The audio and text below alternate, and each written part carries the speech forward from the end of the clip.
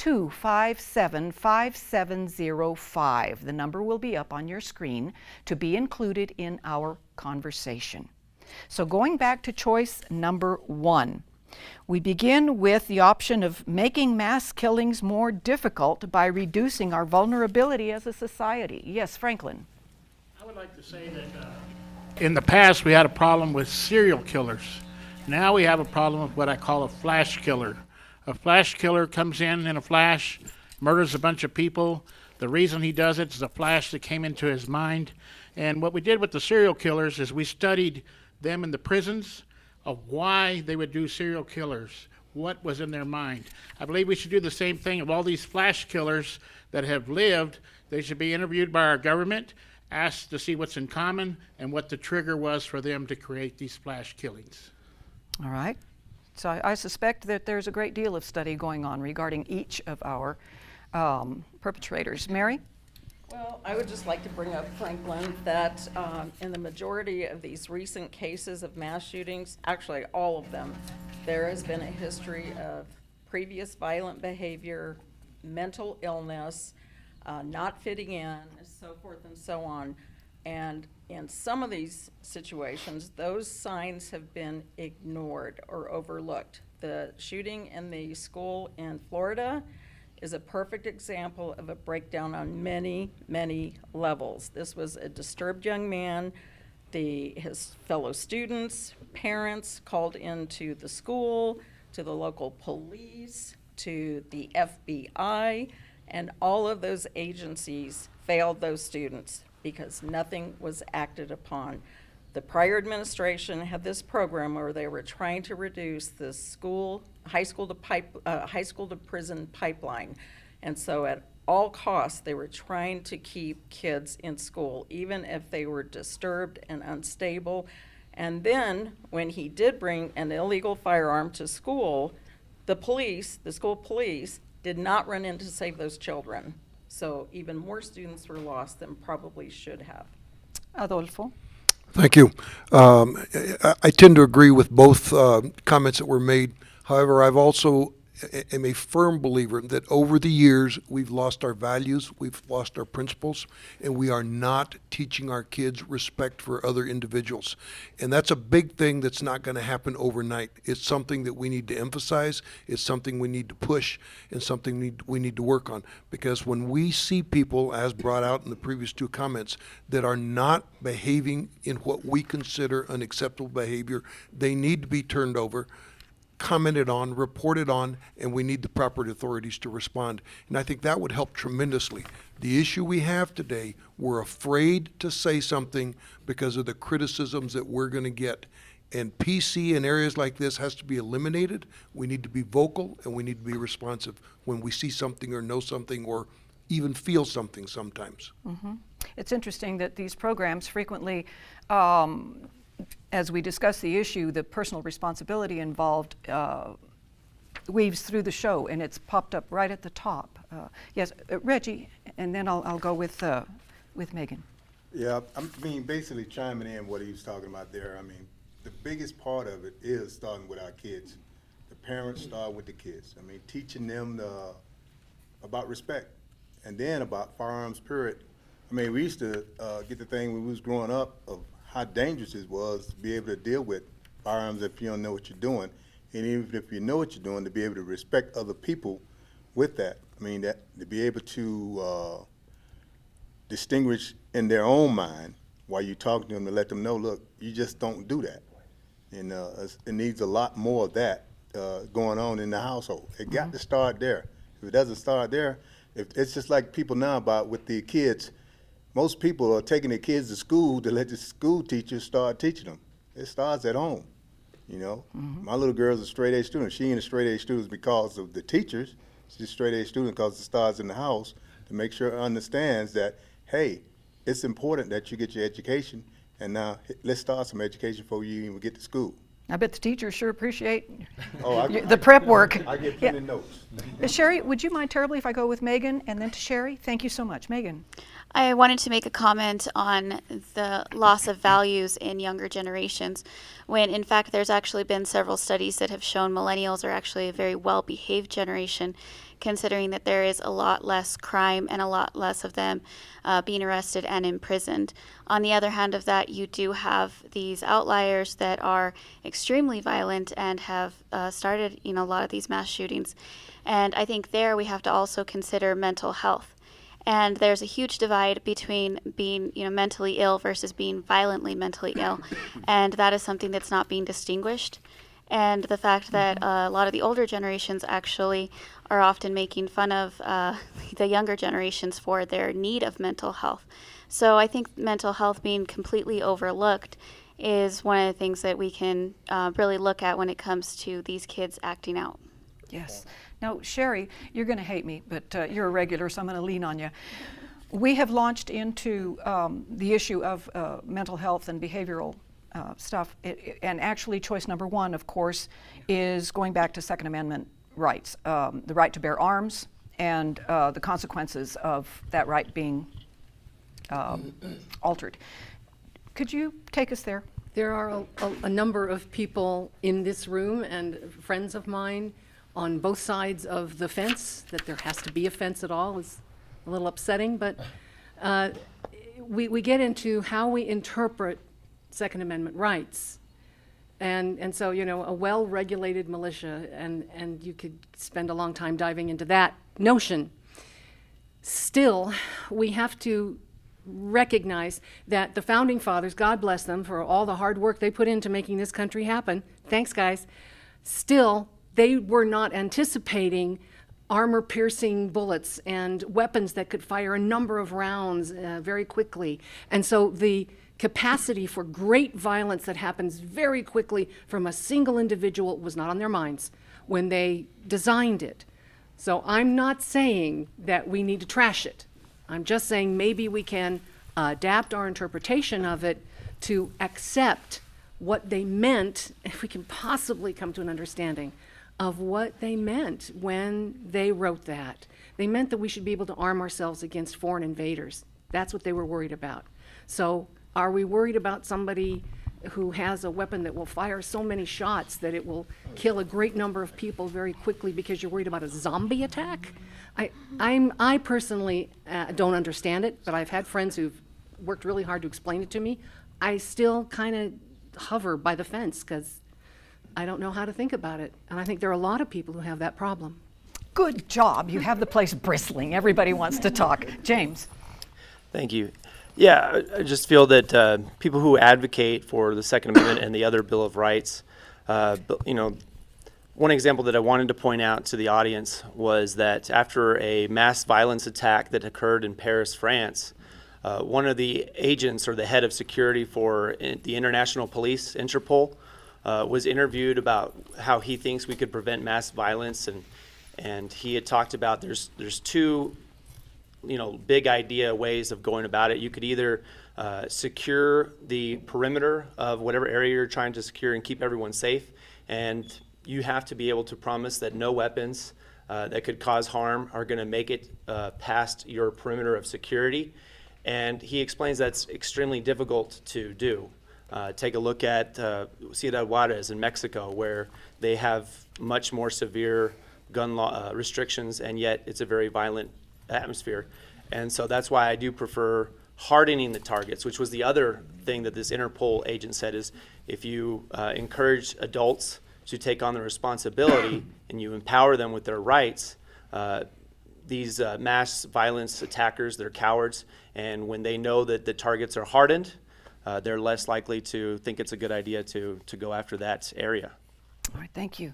Just a quick reminder to our viewers that our number for texting is 257-5705, and we have our lovely Carolyn there ready to read your text on your behalf.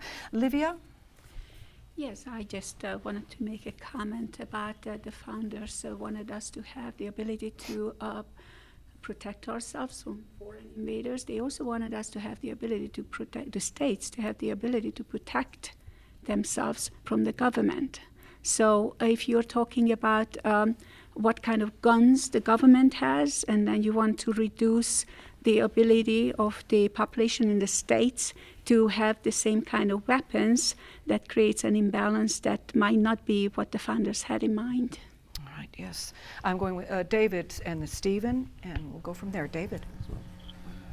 I would just like to add, as she duly noted, that I took an oath to defend from enemies, both foreign and domestic, which is correct. And I believe that if you're limiting within the Second Amendment rights, which if you're infringing on, which it shall not be infringed, you are limiting the civilians' ability to take action into said mass shooting, said anything. There's so much that can happen. And if you want to bring into the consideration of only using firearm weapons, that is also incorrect. That's been a thing lately because it's more accessible, but anybody could get onto Google, any type of search engine, and become the best bomb builder in this side of the Mississippi and take out an entire building. It's not only weapons.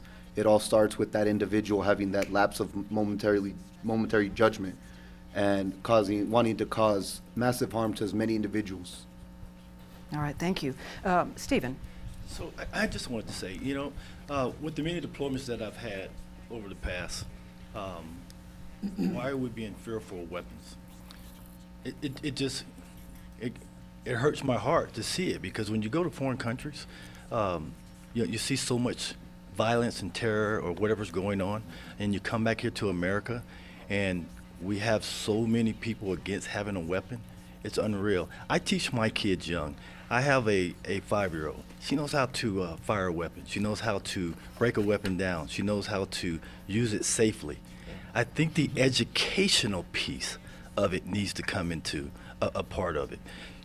Teach people how to understand a weapon, because the weapon's not doing the killing. It's the people that are doing the killing.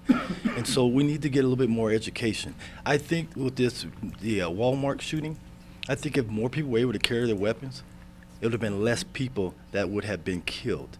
Because I know if I could have carried my weapon in Walmart, you could have ended some of that really quickly. Yes. Chet? I hear that point, and I've heard it frequently, but 18 hours after the Walmart shooting, I think it was 14 hours, there was another mass murder in Ohio. And the man opened fire, and he killed 9 people, wounded 22 others. 9 seconds from the time the first bullet was shot, he was dead. So, yeah, it might be helpful if more people had guns and could protect themselves. The folks in the church out in East Texas, they had armed guards. They only lost 2 people that day. Unlike the women in the black church back on the East Coast, where they all got killed. So there's some truth there. But the other thing is, I learned to shoot when I was 10. I got my first rifle when I was 10 years old. I was taught the respect and all of that, but everything we had was bolt action back then. If you there is no reason why hunters need anything that shoots 100 rounds in 15 seconds. Not if they're going to eat anything they shoot. But if you had weapons that were, everybody can have one, but they need to be modified to the point where you can't shoot automatically and you're limited to the amount of ammunition you have in the weapon. It would cut back on the number of people who get killed in these events. You're not going to stop them. The largest killing in the U.S. was a bomb planted by a person from the U.S. outside a government building in Oklahoma City. Still, to this day, the biggest and the worst. Thank you. I'm going to go with Joanna and then Adolfo and Mary. The in my opinion, the mass shooting that happened in Walmart is because those people who do that, the usual are cowards, and he would not walk on a weekend morning when he knew the people were buying supplies because of the school year that was supposed to open to begin the next day. So if he knew that there might be people who have weapons to defend themselves, he would not just walk into that store. And now if you have outside, before, there was a sign saying this is a no weapon zone. It is like an invitation. Now we have policemen outside every Walmart, which of course generates costs for all of us, not only for Walmart, but for all of us because prices raise. So placing and saying that there should be a no arms zone is like placing an invitation saying, come here and shoot us as ducks. Thank you. There is that. Adolfo? Thank you. I just want to respond to a couple things. When I made a comment about a loss of values and a loss of principles, I wasn't just talking about millennials. I mean, I know a lot of adults that you talk to them or you challenge them and they get angry and they get in your face right away. So it's not just one area of our population that I think we need to focus on. We need to focus across the board. I think the other thing is, when we talk about the Second Amendment, we need to read it, we need to consider the commas in there. I hear it read regularly with ignoring the comma so that the weapons belong to the militia only, and that's not the way it's written. So I think we need to pay attention to that. And the last comment that's been said, so I'm not going to go through it again, is I have 5 kids, and every one of my children know how to shoot, they shoot, and they respect weapons, and that's because they were taught. And I think that comment that's been made a couple times about teaching people, you know, we have cars, we have 350 horsepower engines, and we don't need either. Well, I don't need an automatic weapon, and I don't happen to have an automatic weapon because they're not legal, but I have a number of semi-automatics because they're fun to shoot, not because we're going to harm somebody with them. Thank you. Yes. Mary? I think David was really first. Go ahead. Okay. Okay, well, the Second Amendment actually says that the government shall not infringe on your right to keep and bear arms. That is separate from the well-regulated militia. So we have the right to bear arms, to protect ourselves, and ironically, the previous administration also ordered a study on gun violence. And according to the study done by the FBI, weapons are used far more in defensive measures than they are in violent attacks. So on average, 500,000 to 2 million times per year, weapons are used for self-defense. And so we get into this argument about how many bullets you should be able to have, how many rounds you should be able to have. But I would hate to be that person who I have 5 men breaking into my house, but I only have 3 rounds that I'm allowed to keep.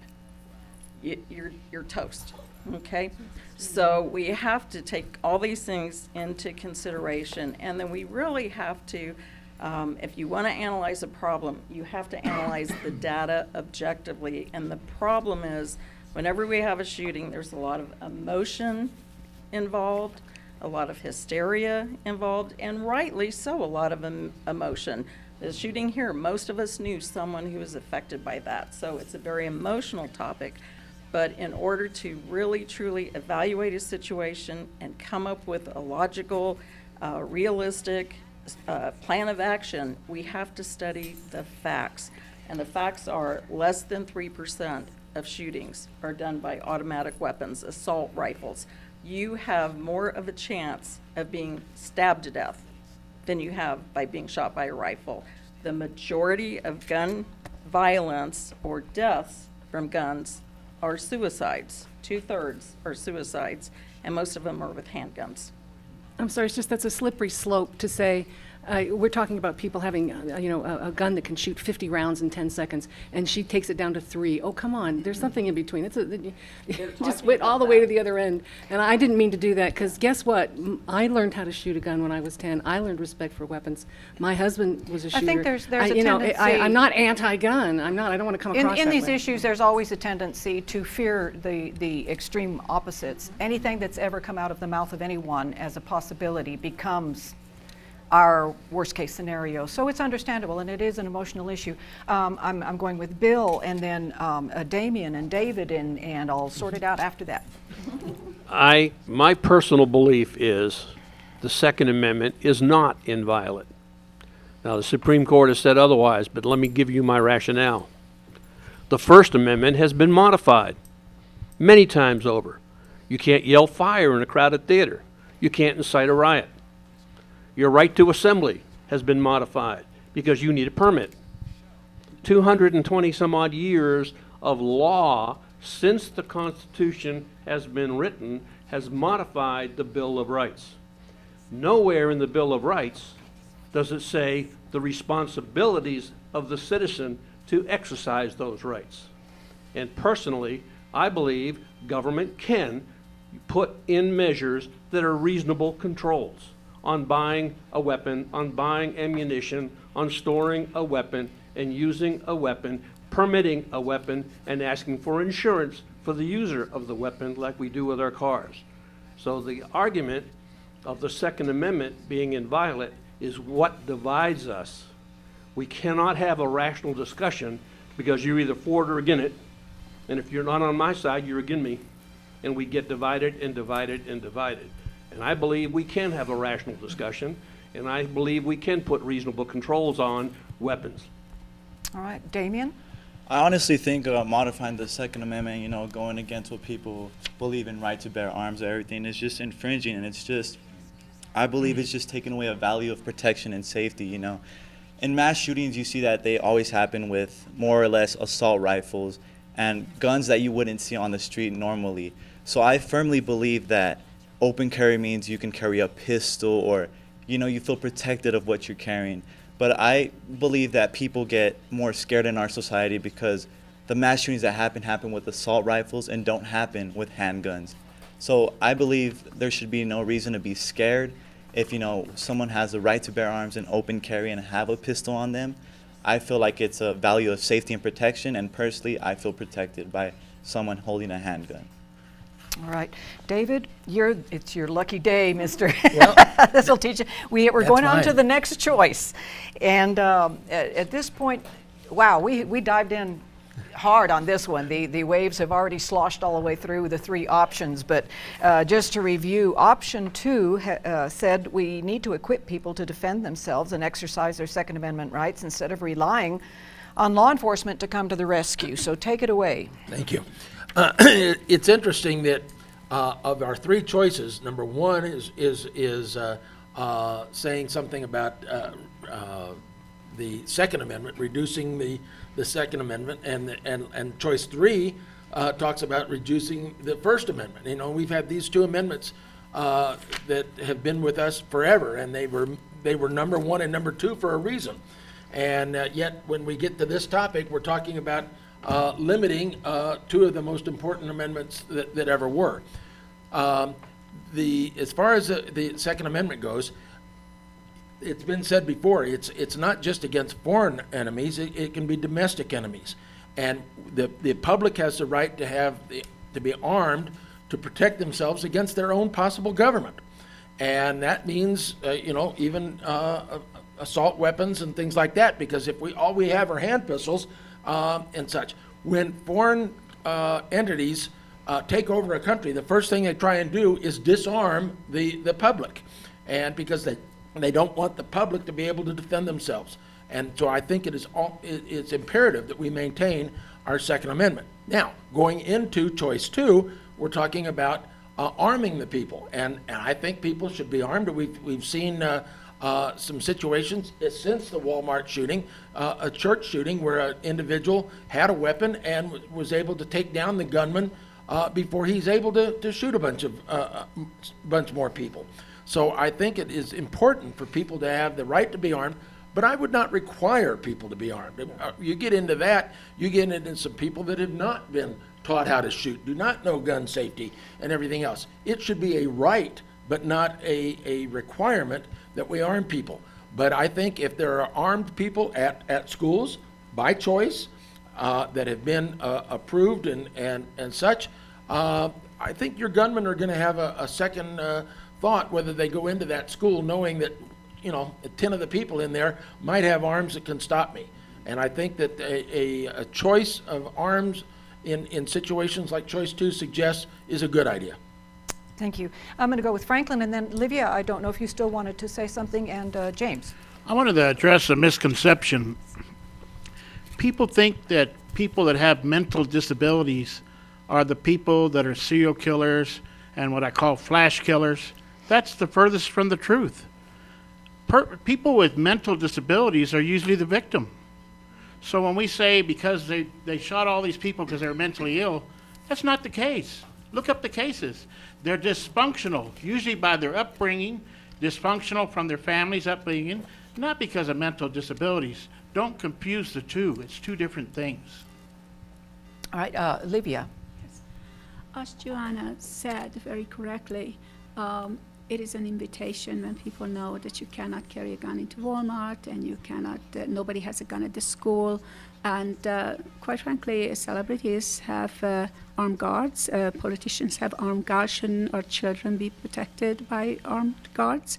I'm not saying arming everybody and requiring people to be armed, but there should be some trained people who are protecting the children and protecting the public. And if I may mention something else, is very important to understand we're talking about reducing the rights of the people who own legal guns. There are about 350 million guns in this country. I don't know exactly how many are illegal. Let's just say 50 million are illegal. We only have 1 million law enforcement people, police and other law enforcement. If they work 24/7, they couldn't possibly protect us from 50 million or 70, 80 million guns. So before you take away the rights of people who have legal guns, you should do something about the illegal guns.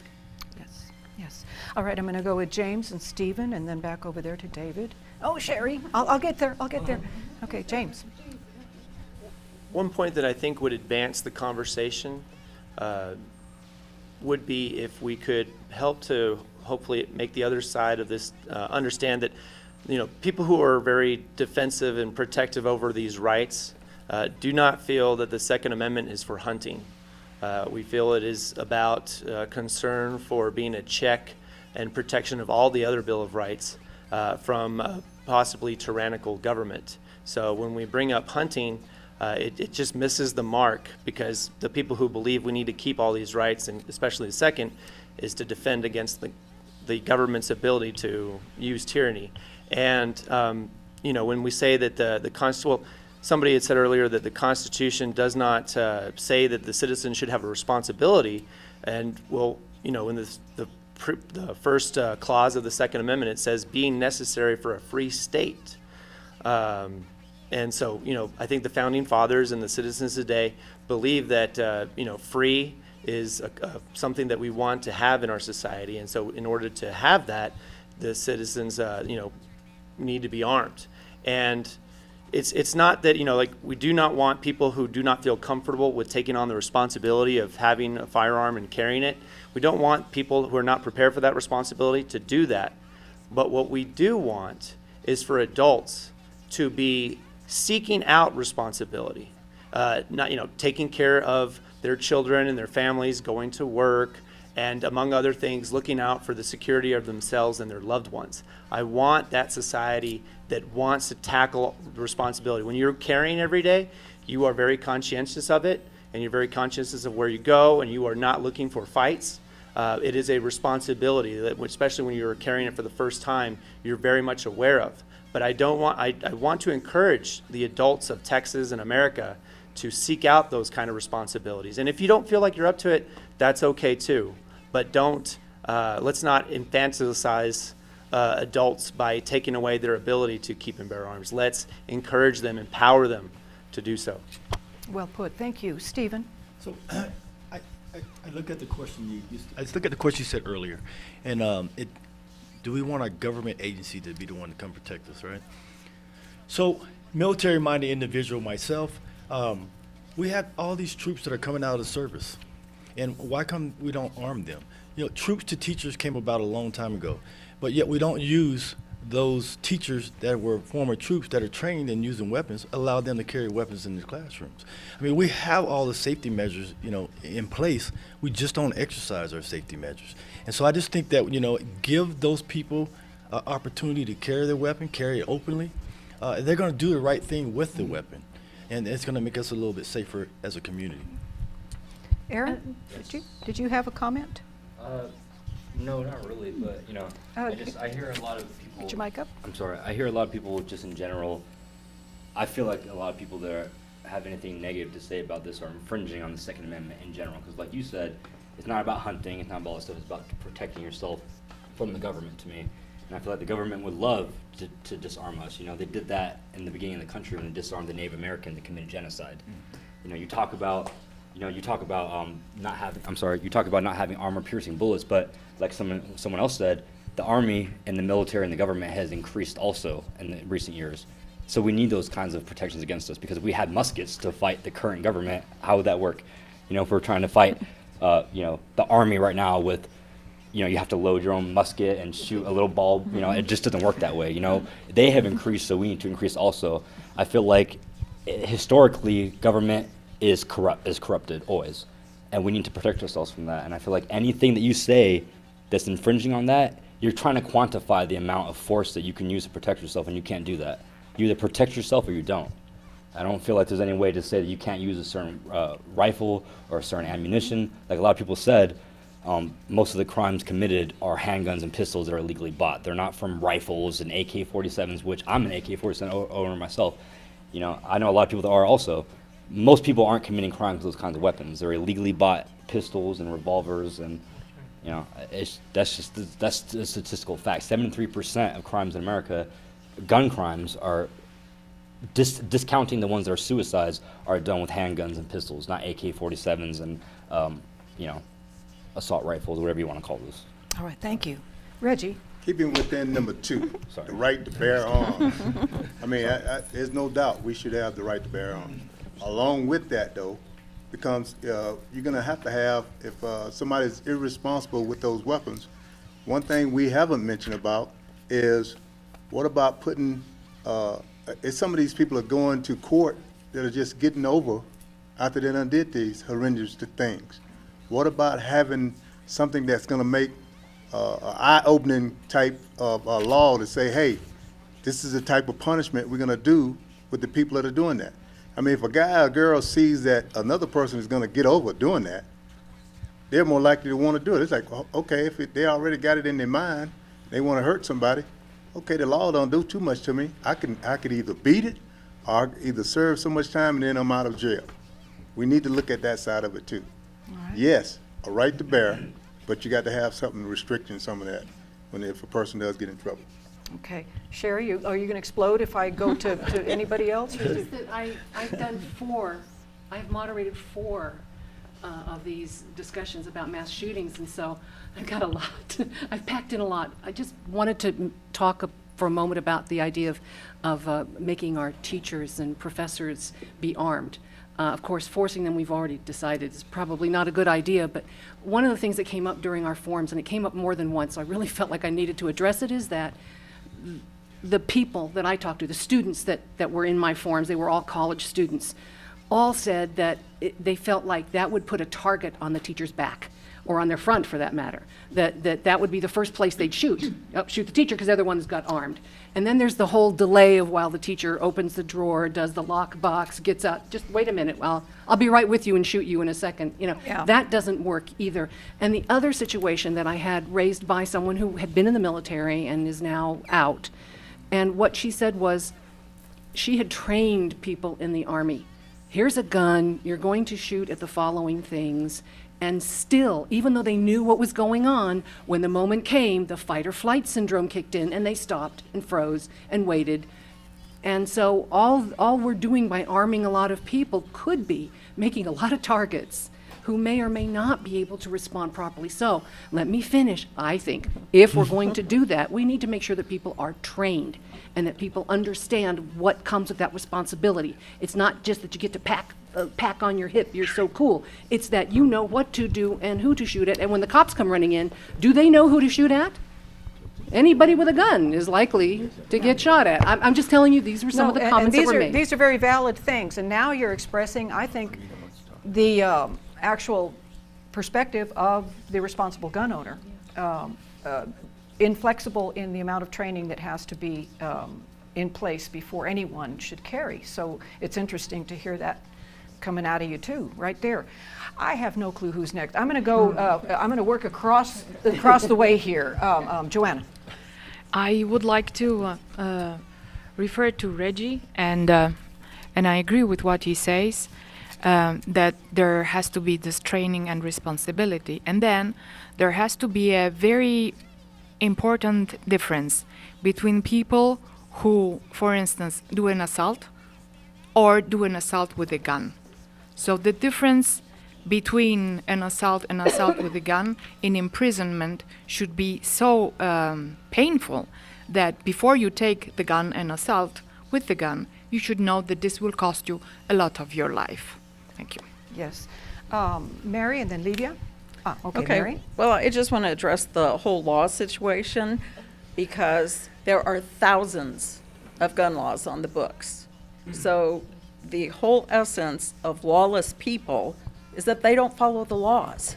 It's the law-abiding citizens who follow the laws. So don't hamper the law-abiding citizens' ability to protect themselves. And to get back to arming teachers, they started that program in Florida after that school shooting, and the training was so rigorous that many teachers decided they weren't able to do that. But the gunman coming in doesn't know which one has the weapon and which one doesn't. And yes, these people are mentally ill, Franklin. I'm not saying we all have our quirks, and there's a lot of mental illness out there that is highly treatable, and these people are not mass shooters or murderers. But I'm talking about the sociopathic type personalities, personality disorders, and these people it has been linked to the vast majority of these mass shootings. There is a mental disorder, and they do not follow gun laws, that's for sure. Okay, I have just something tells me, my spidey sense tells me that Franklin never needs heard to any speak. Name one shooter that was mentally ill. Yeah, I've The never. Walmart shooter. No, He wasn't was mentally not. ill. Yeah, it's not. He was well planned. He even had a manifesto. Wait. Chaos is emerging So here. the reason why I say that, I once again want to correct a big misconception. Mentally disabled people are usually attacked. They're not the people that attack you. Now, if you study what I call a flash killer, they're well planned, they trained, they bought the weapons, they planned where they're going to go, they planned who they're going to kill. That's not a mentally disabled person. That is a dysfunctional personality. Please Franklin, use the correct language. If I may, yes, we are. Not mentally ill either. We're talking semantics, and we're getting off topic a bit. Well- and it is important and it is valid, but I do believe, I think everybody knows that there's problems on both ends of the scale I'd regarding. like to change and say something else. Besides just talking about the shooters usually last less than 10 seconds. Okay? We need to start training people to help the people that are wounded. We need to have every Absolutely. big company train employees, so if this happens in a church, a school, a store, or whatever, somebody there is trained to stop the bleeding. Someone there is trained to give mouth-to-mouth resuscitation. Somebody is trained to help them. Most shootings last less than 30 seconds. Basic first aid was just the norm when I was a youngster, and you just went out, and if you were really dedicated, you went and got your Red Cross certification or whatever. So, yes, it's a very big part of it. Megan, please. Thank you. I actually wanted to address a couple of things, starting with the Second Amendment not being for hunters. Again, it is to actually protect yourself. And I think hunting should never be part of the conversation because that's not on topic. As well as the First Amendment and the Second Amendment are very important, and the Founding Fathers were planning for the future. A lot of people also like to overlook history, and it's not like they won the war by fighting with just muskets. They had all kinds of weapons, huge weapons, and they were planning for the future because that's why they were also planning expansion. So they were planning that we were going to have more technology. The First Amendment now, we also want it to apply to social media and all of that, and that wasn't around then either. So I think that we have to keep continuing with these amendments even as technology changes. And of course, yeah, you said that we do have amendments, to the First Amendment where you can't yell fire. There is actually changes that have been done to the Second Amendment as well, considering the fact that we do have to go and get a license in order to bear arms. And so that's having to go and pay to be able to use your Second Amendment. Also continuing with the mental illness question, I think that, mental illness, mental disability, those are two different things, and I think the divide does need to be violent versus nonviolent. Yes, I'm going to go with this David and then that David, okay? Thank you, ma'am. I would just like to add, whether it's mental illness, whether it's not, I would like to go back to the whole entire first aid. You know, for those of us who unfortunately have had to either fire at and taken another individual's life to save our brothers or our own life, or get fired at, 99% of individuals, I guarantee, it is not within their primal instincts. It will never be. I am terrified at the sound of gunshots. I am terrified to take another person's life. But if it came to the brother to the left, to the right of me, whoever it is, to help out the weak, the innocent, I will gladly do it in a heartbeat. But when it comes to the first aid, if I get hit in the chest, nobody knows how to, what do you do with the second chest wound? Do you lay me on the back? Do you throw a wallet in my mouth? Do you flip me on my stomach? No, nobody would know. So initially, yes, you should learn how to do that. Okay, you can learn to throw a tourniquet. How tight do you put it? How long do you leave it? There's so much that can happen if you're not trained properly, if you're not known properly. And when it comes to this whole mental illness, everybody is mentally ill in their own way. Even the shooter at the Cielo Vista Mall, when he was asked, why did you stop shooting? His quote was, because there was too much blood. It's not in our nature to see other human beings suffering, other human beings dying. It's not. As much as people like to act like they are the biggest, baddest wolf in the den, no, they are not. That's all I have on that, ma'am. It's not my place to throw in opinions, but I will throw in one little thought that I've long held, and that is that killing, either we are become mentally ill and we kill as a result, or we kill and we become mentally ill as a result, because it is a traumatic, not a natural experience that pulls us to another side of existence that, God willing, will never become natural to any of us. But yeah, it changes you. Damien? I love the topic about the teacher with David. Damien? I got 3 words from what everybody was talking about was risk, motivation, and responsibility. And me being a general education major right now, I am studying to become a teacher. My dad's a teacher, my mom's a teacher, everybody in my family is a teacher. I believe that I love the idea of teachers having guns in the classroom. There are opinions of why we shouldn't and why we shouldn't, or why we should. But I believe if we're willing to take that risk, that motivation to right to bear arms, have the right to do what you need to do, I believe that teachers should have the motivation to protect the kids. That's what they're doing. They're there for the kids. They're there for, to educate the future generation. As a job for a teacher, you're there for the kids. So I believe if you really wanted to protect the kids, I feel, yes, there would be like more pay or something like that, That's aside from the right to bear arms. But I believe that guns wouldn't be a problem in the classroom if the teachers had it, and I feel parents would be much more lenient if they have the education to love the fact that teachers do have guns in the classroom. So I do believe that's... I'm coming to the next individual to speak, but it is a point where we need to switch over to option 3, focusing on rooting out violence and hate in society by controlling our language, the images and messages to which we are exposed that perpetuate cruel and criminal behavior. And this, as David pointed out earlier, of course, harkens to the First Amendment. Adolfo? Sure, I'm going to respond to your comment to this subject matter, then I also want to respond to what one other person said also was. But I'm older than most people here, and I grew up in an environment that was very different. The F word was never used when I was growing up with ladies around. That was totally inappropriate. I hear it all the time now. And when I talk about our values and our principles declining, these to me are examples of what people think is now more acceptable. And as people get used to, violence and language and watching things, I think it changes. I still open doors and I walk on the outside on the sidewalk with I'm a lady. Those are things I was taught. People aren't taught courtesy to other people. And I think if we can go back to some values, that would help. The other side of that, though, is that somebody mentioned about the punishment for what occurs.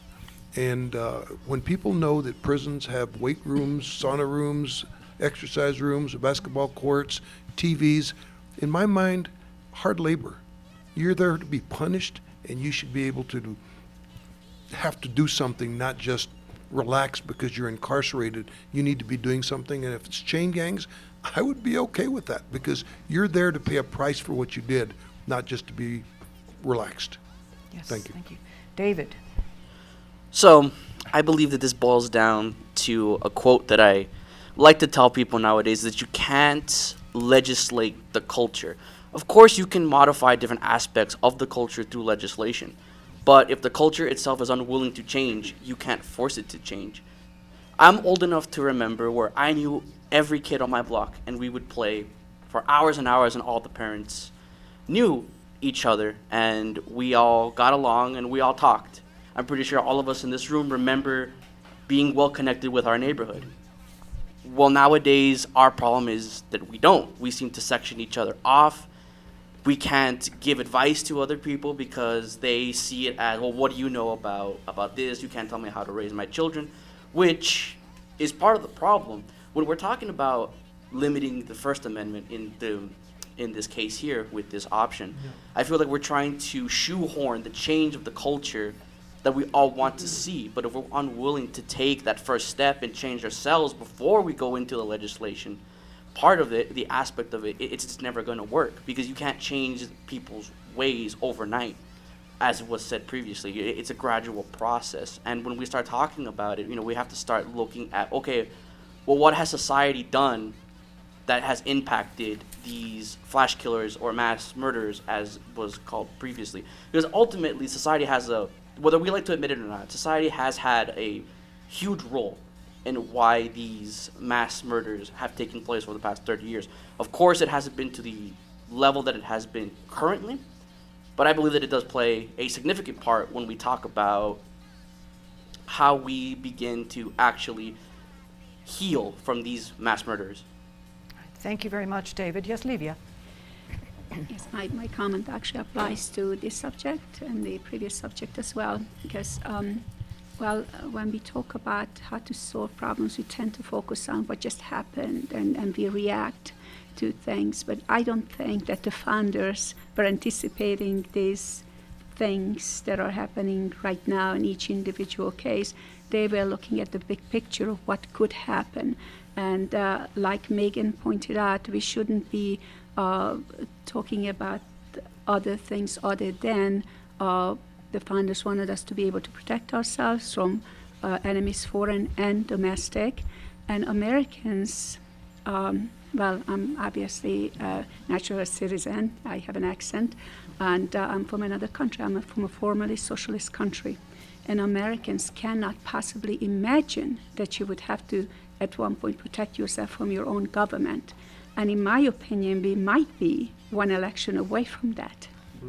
And it is very important that nobody takes our rights away and the state's rights away to say, no, I don't want to be part of that. And I came to this country because I wanted to live in the land of the free. And if you take away my right to protect my rights, it's not going to be free. All right. I'm going to bring us back, before I call on the next speaker, bring us back to option 3. And it focuses actually on the power of language, the power of words to actually affect our actions and our mindset and our behavior as a society. And with that, Stephen, would that go in with what you were about to say anyway? Oh, yeah. I mean, the things that we say, the things that we say and the things that we do. Hate is a cultural thing, I think. It goes back to culture and what you are in, what you were brought up in. If you're in a home and you're a young kid, use foster kids. Let's just use that. Let's use foster kids. Kids that have been beaten, cursed at, yelled at their whole life, and you take them out of that environment and then you put them into a foster home that is loving and caring. They still have issues and problems. They still act out, they lash out, and they have violence. But over time, if they're still kept in that loving environment, some type of change can happen. So where do we start with the whole thing? Where do we start? I think we start in the different cultures. America's made up of many cultures. I mean, sitting here on the stage, I think we probably got about, 12 different cultures, Mm-hmm. And how you were raised. I come from the background of Buffalo Soldiers, and some of the things that, those former slaves and the whole 9 yards have gone through, those values kept coming, and they come in me, which I put in my kids, still to this day. So I think that's something we need to look at. Thank you. Reggie? I think it goes hand in hand with what I brought up at first. It's definitely gonna start in the home. It's gonna start there, then we gotta look in the workplaces. As a professional, or as a person that is in charge of people, whatever you say is gonna have a big effect on that area. And that can go from all the way from the lowest level, all the way up to the highest level. We got to watch some of the things that we say. If we're trying to make a change with anything, we have to watch our words. Yes, Chet.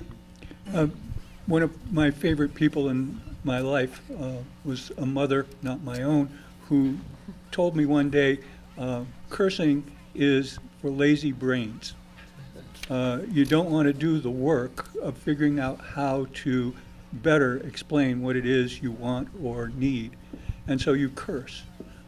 We have created a wonderful way to communicate our curses around the world at the speed of light.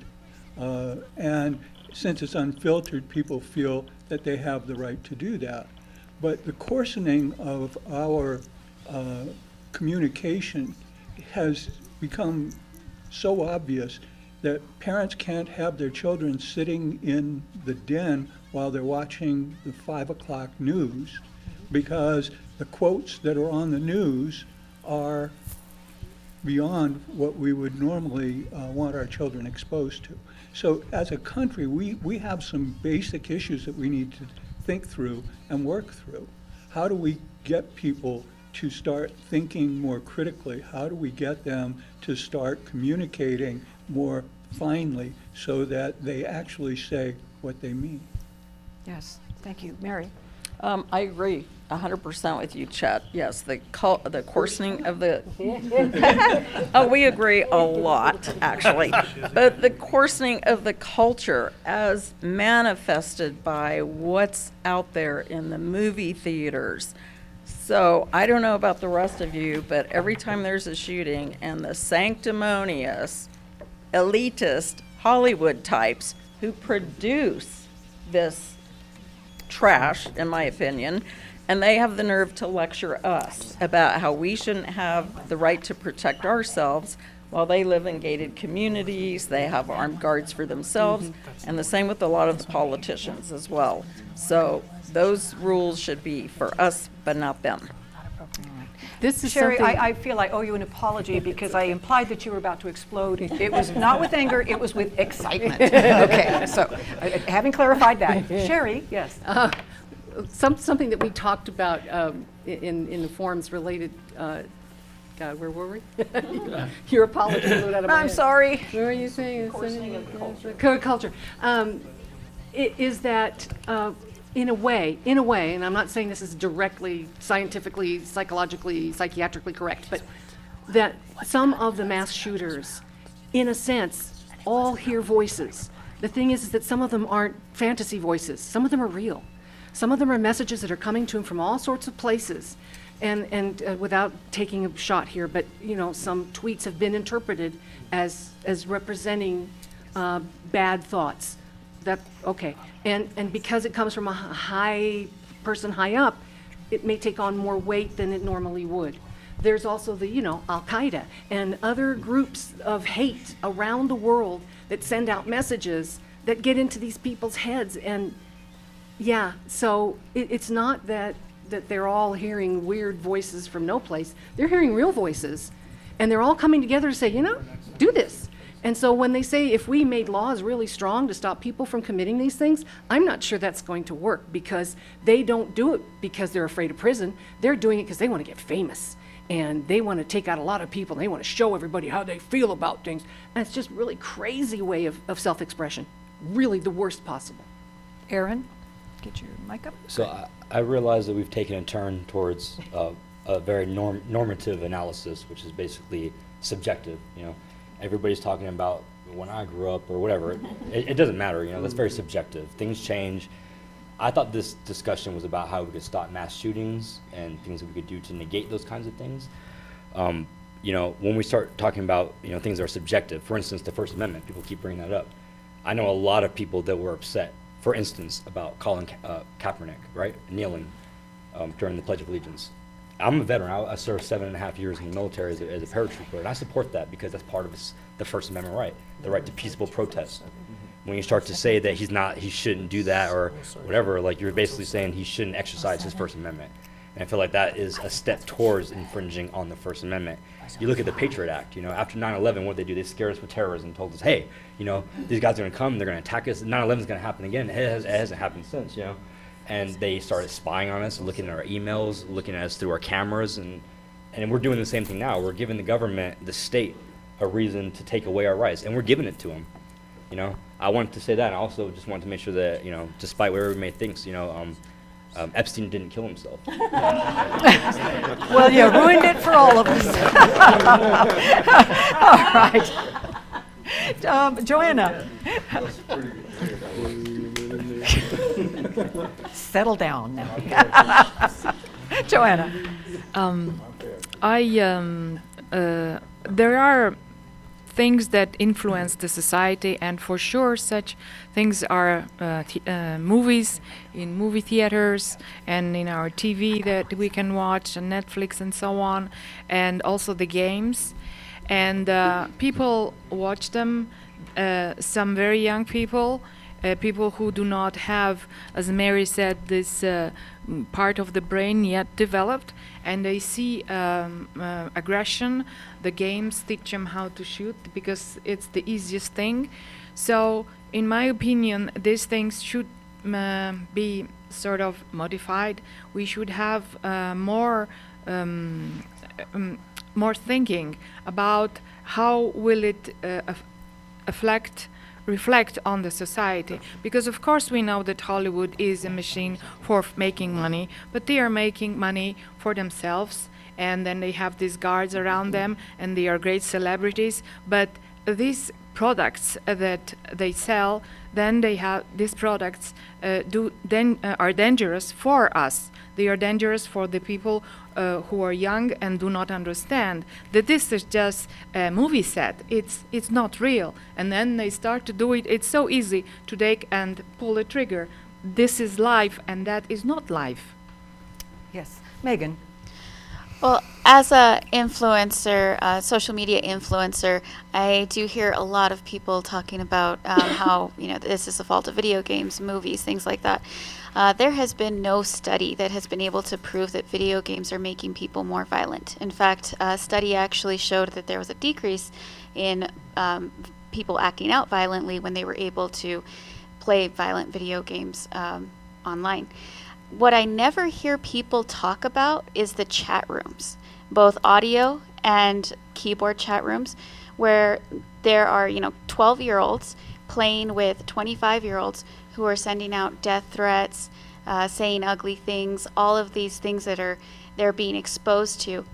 And then these kids repeat it back, and nobody tells them that it's wrong, because parents have no idea what their children are doing online. They're not reading their comments that they're writing. I get death threats. I get told all kinds of ugly things online. And the reason is because the parents are completely absent in that situation. And sometimes I realize that parents don't even realize that these chat rooms exist. That is such an important point, because I know that I am at an age of technological oblivion to a certain degree. I don't even know this stuff exists, so how can I be afraid of it or assess it? So thank you for making me even more uncomfortable. Yes, Livia. Well, I understand the feeling, but as this young man said before, that things are getting a little personal because we are getting away from the big picture, and the big picture is that should our First Amendment rights be limited somewhat for the good of society? And that is a very, very slippery slope. And I agree with you, and I don't like a lot of the things. And I agree with Megan. I happen to know that the studies show otherwise, exactly the opposite, which I don't understand, because I used to believe that it was harmful, but that's the study. But we have to keep in mind that just because you personally don't like some tweets and personally don't like possibly a high-level person who sends out those tweets, that should not get into this conversation as to should we be limiting our First Amendment rights to speak out, like it or not. Mm-hmm. So. Yes. I'm going to James, and then, actually that James, and then Mary, and then I'll figure it out. James? Okay, deer in the headlights. What was I going to start out with? Okay. No, I feel that we need to treat our freedom of speech and all of our other rights as that with those freedoms also come with responsibility. So earlier, many of us alluded to how important it is to be, you know, in exercising our right to keep and bear arms, how important it is to couple that with the understanding of how that is a big responsibility. And that we need to encourage people not to shirk away from that responsibility and be afraid of it, but how, you know, some of us want adults in our society to seek out responsibility. Now, with free speech and communication with one another, you know, I believe that when decisions, agency, choice is taken out of the hands of the individual or the community, and those decisions are then put into, you know, now your city government or your county or your state or your federal government now make more and more decisions. In other words, as the size and scope of our governments take on more ability to influence our lives, they take away freedom and agency. And so I believe that, I mean, you know, like going back to the not allowing a racist bar owner to not have the right to, you know, freedom of association or refuse. You know, I believe in boycotting because it's a market option. If you don't like somebody who is racist, I don't believe you're infringing on their rights by boycotting them. But the culture of taking away agency out of the community over time has made us less capable for how do we exercise our freedom of speech. Then all of a sudden, in the 21st century, the iPhone generation, we have enormous ability to communicate on Facebook and YouTube and whatnot. And I think after so many years of ceding agency to government, and then all of a sudden being, oh, here's social media, now you have enormous potential to express yourself. A lot of adults and young adults are not used to how do we communicate effectively. And so many of us are still trying to figure out how do we deal with people that we disagree with, and we need to not, you know, restrict people's freedom of speech. We need to empower them. But we need to, as adults, we should encourage we're responsible for ourselves and what we say. And so we can set the example with ourselves, and that's really important. And then, you know, when you hear somebody speaking hate speech of some minor level or major level, like, we can take responsibility and as a friend or a fellow American, you know, talk to that person and say how that's not a responsible way to communicate. But just empowering ourselves and remembering that, I think it's part of the solution. All right.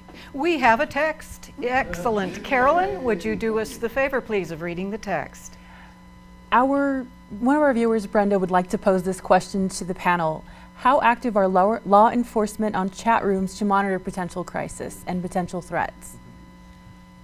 Do we have anyone who can address that?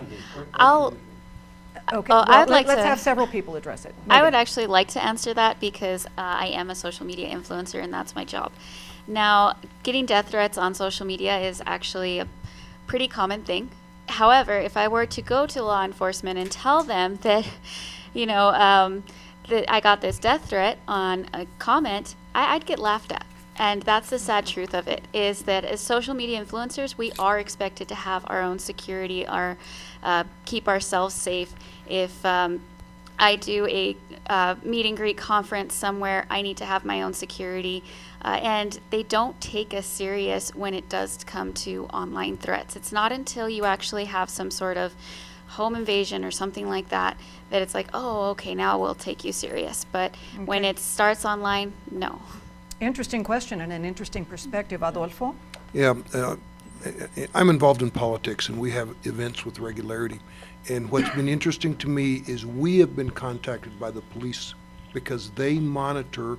They've got a group of people, and I was not aware of this, and I'm the wrong person to probably be talking about exactly what they do. But I know they monitor what goes on. They monitor the chat rooms. They monitor. And when we as a group or individuals start getting threats, and because there's political people involved, they respond, and we've been contacted. We've been told that the noise as to what's going to occur at this event is very, very high, and here's what we want you guys to do about it. So I know to some degree they monitor it, and to some degree they've warned us on more than one occasion about issues that we're dealing with that might get out of hand. I just have no clue and I've met some of the people that's their job. That's what Yes. they do. So it is Yes. done to some degree. All right, do you want to hand the mic to Livia right there?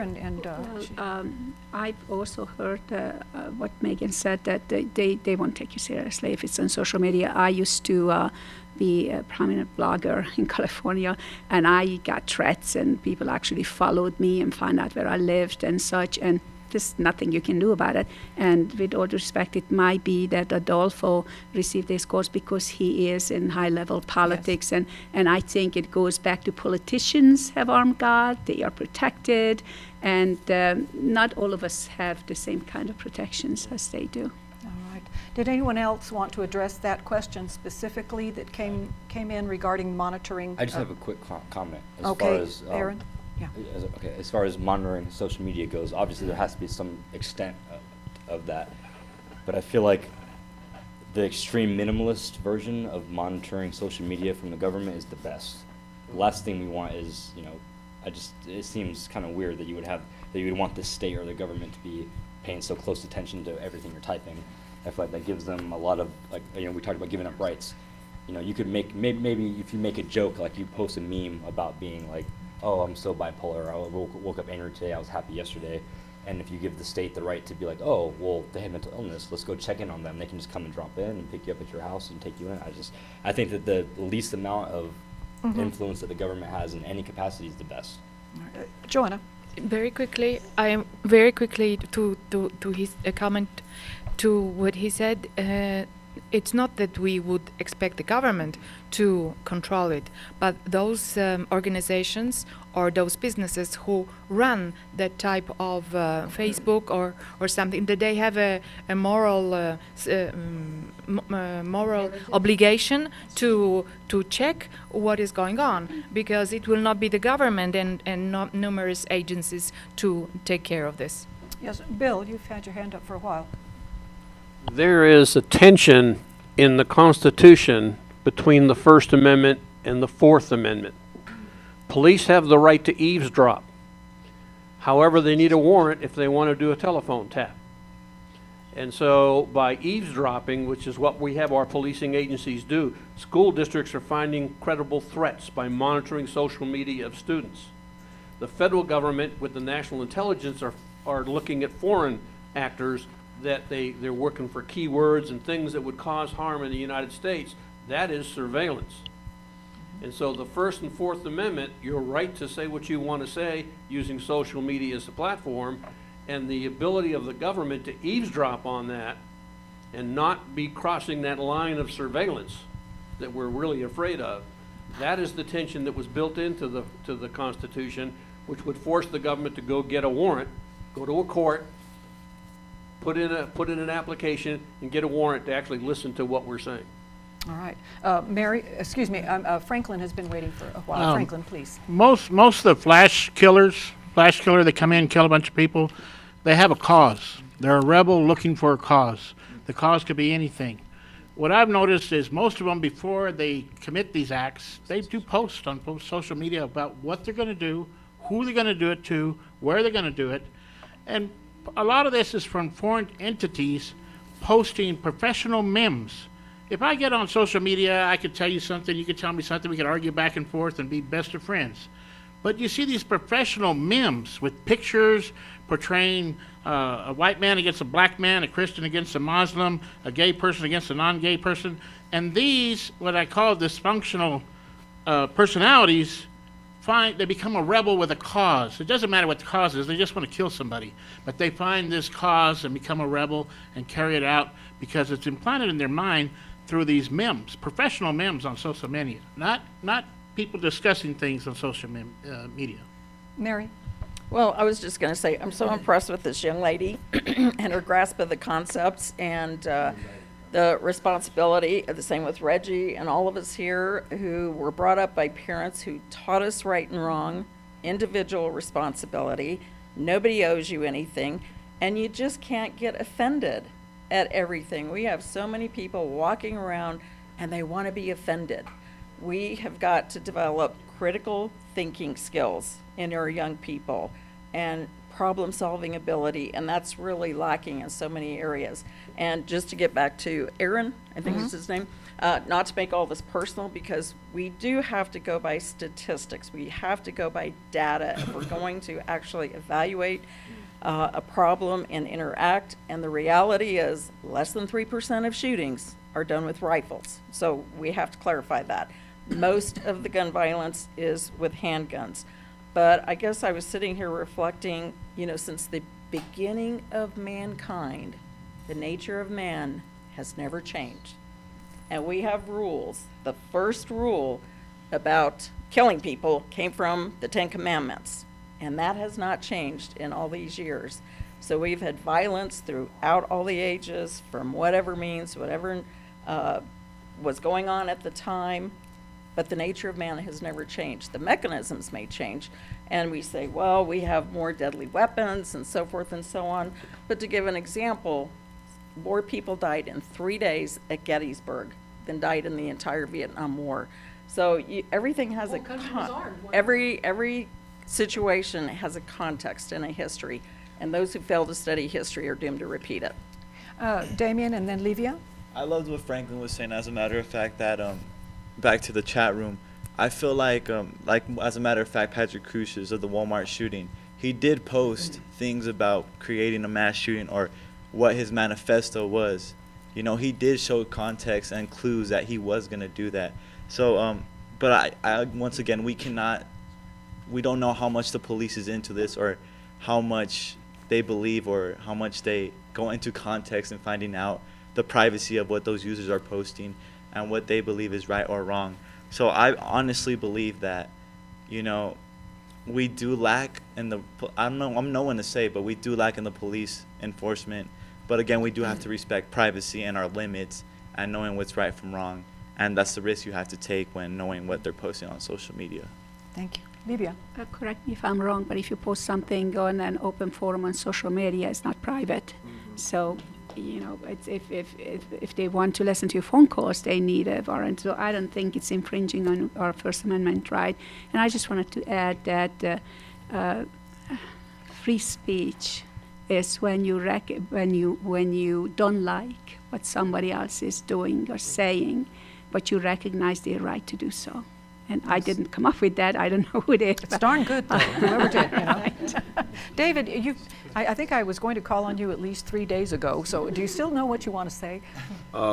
Barely, ma'am, but... Well, I'll give it a shot. Make something up. Well, okay, I'll give you be- something to work with. Yes, We're well within the last 20 minutes of the show, probably about 15 minutes at this point, Yes, ma'am. where we just throw caution to the wind as though we did not do that in the first 2 minutes of the show.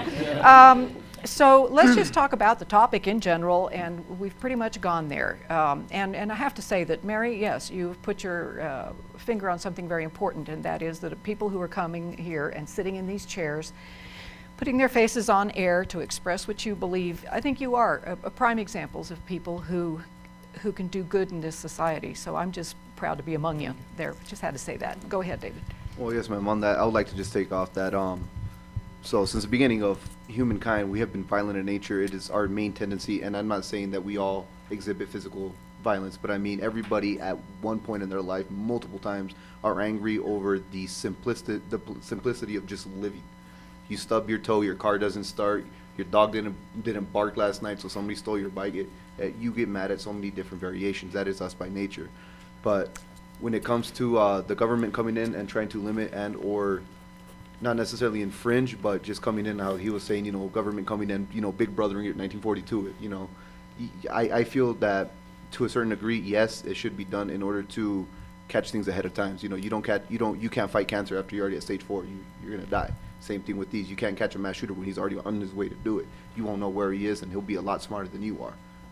But when it comes to it, I believe it's us as the individual, it's us as the people, the red, white, and blue, and the flag. You don't want to be more red for the blood that we shed. You don't. I have served with, I have fought with, I have known many people, and the hardest battles are here at home, because whether you are right, whether you are wrong, in somebody's eyes, you are the other. You can go left, you could go right, you could stay still, you could tell them shut up, you could tell them keep going. No matter what you do, somebody's opinion will be you are wrong. And like how they said, as individuals, it's on us to not be ashamed of what we are. I am proud of who I am, no matter who likes me, who doesn't like me. At the end of the day, I will defend mine and my own. I will respect their opinion as long as they respect mine. Well, I do know one thing, that on this panel and in this community, we have plenty of veterans, and I think that enriches us all and makes us a safer and better place to live. Amazingly, we have another text. Caroline, take it away. Our viewer John would like to ask, social media is a public space. If the government begins surveillance in that environment, how is the government invading citizens' right to privacy in that public space? Okay, everyone heard that? Yeah, Aaron? Just real quick, every time I hear about any kind of government infringing on anything like this, it reminds me of the situation with the drones. I think that drones, and this may be, I think it's on topic, but, you know, I feel like drones are a miscarriage of the judicial system. You know, we just have these planes going around dropping bombs on people and killing people and telling us that they're terrorists and telling us whatever. And I feel like letting them have control over our social media is the same thing. They can just come out and say, oh, well, we have suspicions that you are XYZ, and take you in for questioning. And again, with the Patriot Act, they have every right to do that. They can take you in, they can question you, they don't have to let you have an attorney, they don't have to let you have a phone call, none of that stuff. You know, I feel like the government infringing stuff like that is akin to drones. You know, it's a miscarriage of justice. They can just say whatever they want, that you're doing something wrong, and act on that without judge, jury, or executioner. Yes, good point. Bill? Yeah, I think the word surveillance was used, and again, we clearly understand from our legal system that in order to do surveillance on an individual, there has to be an action that caused it, there has to be a warrant from the courts to go looking for those kinds of things. But what's happening now is eavesdropping under the law. Like a policeman standing under a window hearing a crime being planned, he can now act on that. So a school district that says, okay, I want to know the names of my students, and we're going to go to social media and check, and I see right away the anger and the hate in their postings, and they're about to do something, and then I call the police and say, I want you to look at this, and they go ahead and stop that event. So I think that we need to be careful about our terms. The Fourth Amendment says you're secure in your home and your papers and so on, and that means if I'm going to take action as a government, I need a warrant. Unless you're termed a terrorist. Well, and that's what the FISA courts and at the federal level, that's a little different. But I think we need to understand there is a legitimate right for government to do eavesdropping and to look at our social media posts. All right, I'm going with Megan, Mary, and Livia. Megan? Well, I wanted to say, yes, the Patriot Act does need to be taken off completely. But as far as social media goes, we don't have First Amendment rights on social media. Twitter, YouTube, Facebook, any of them, they limit our First Amendment rights. You can't just post anything. Things will get taken down, they'll get age restricted, demonetized, all of that happens on social media. But it is still a public platform, and it's a stage. And even private messages, it's between two people, if not more, and one of those people can post that publicly. So if you're posting something online for everyone to see, that does include law enforcement and the government. And I think things like that should be taken more serious. Right now, people have this idea that they can do and say whatever they want on social media, which is fine. That's great. You should be able to do that. I think there should be less restriction. However, you're not free from the consequences of what you say. My apologies. I missed Jerome quite a while back. Jerome. There's many times that I've been reduced to saying no comment. And a lot of people know me, no comment. I've listened, and I hope that those people watching understand when I say no comment, a lot of times all of the words that were inside of me have already been said. We've heard them, and a lot of time, and most of the time, it's because we mishear the things that have been said. With freedom of speech, it's more being responsible for our speech. And that's the key. If we are more responsible with our speech, we have a more responsible society. And I'll leave it at that. No comment. Thank you. Mary? Yeah. Okay, just to balance on the right of the government to search and surveil us, unless you've been living under a rock the last few months, you have become painfully aware of the government misuse of that particular activity. Whether you support this president or not, he was illegally surveilled. Illegal FISA warrants were obtained to conduct this surveillance, not only to him, but other private citizens. So the founding fathers had a healthy distrust of government, and rightly so. And we all should be very afraid and very concerned with those activities. And the people responsible need to be held accountable. Livia. Well, again, there is a difference between the police. As it was pointed out, they are part of the public, and it's public information monitoring or taking action based on what they have seen. If they plan to take action, of course, they have to justify that. So it's not like just by monitoring they have some kind of power to do harm. So I just wanted to make that statement. Reggie, I think we're down to about maybe a minute and a half or so. So what are we willing to do? Well, I can tell you one thing.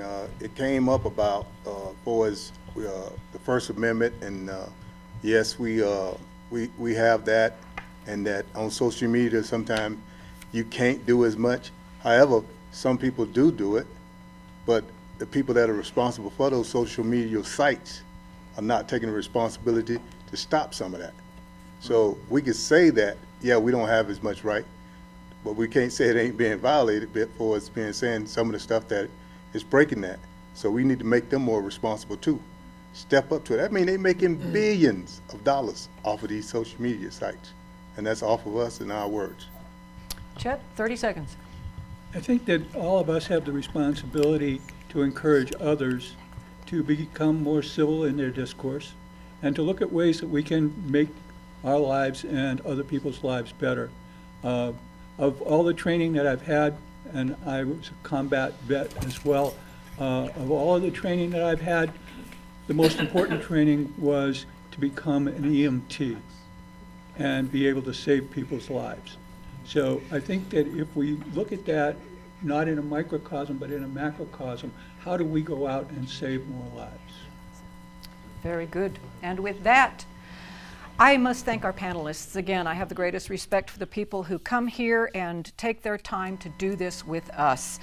For more information, please visit nifi.org regarding the National Issues Forums. Tonight's was the first of 3 annual National Issues Forums. The next forum on the cost of healthcare in America will take place on Sunday, March the 15th. If you or your organization would like to participate in the National Issues Forums, you can call PBS El Paso at 590-1313 during regular business hours. And the National Issues Forum can provide trained bilingual moderators for groups of 10 or more.